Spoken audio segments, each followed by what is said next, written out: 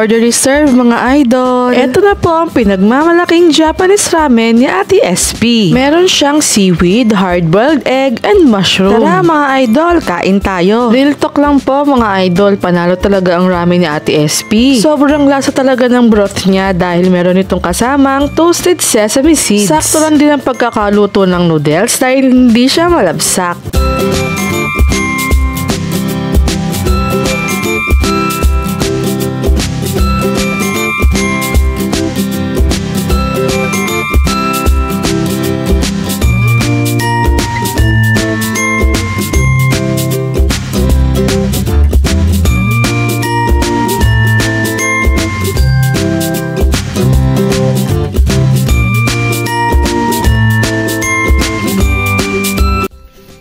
Ano yung dahon na yun? Seaweed. Seaweed? Seaweed pala yun. Seaweed yung dahon.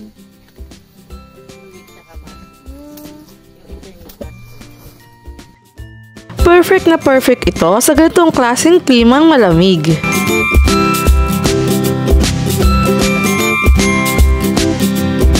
Kaya naman mga idol, once na makapasyal kayo dito sa landing point na Garland, subukan nyo din ang Japanese food ni Ate SP na hindi lang masarap, affordable pa.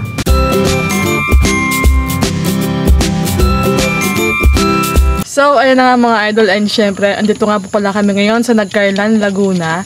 So, pagpunta nyo po sa may landing point, ito agad ang bubungad sa inyo yung kay Ate SP na ramen house. So, kasama natin ngayon yung may-ari, si Ate SP. Ayan. Hello!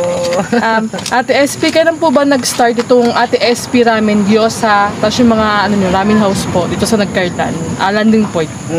Bali, 2 months pa lang ako dito. July 6 ito nag-start.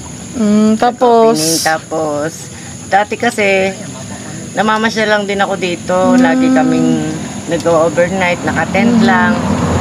Tapos, yun nga, sabi ko magandang mag-business dito ng Japanese food. At nagkaawa naman ng Diyos, nagka-pwesto. Bakit po Japanese food naisip nyo na?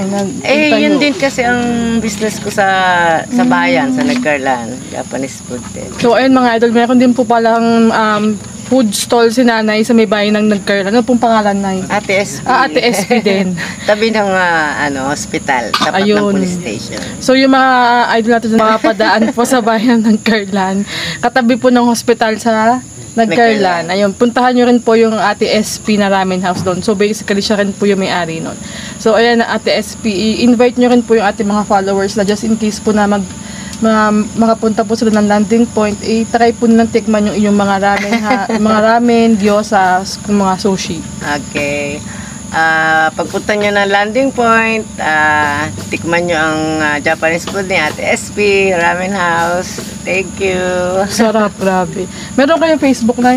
Meron. Ate SP. Ayun. So, makikipollow na lang din po yung Facebook ni nanay. Ipopost ko na lang po, Ate SP. Ayan. Thank you po.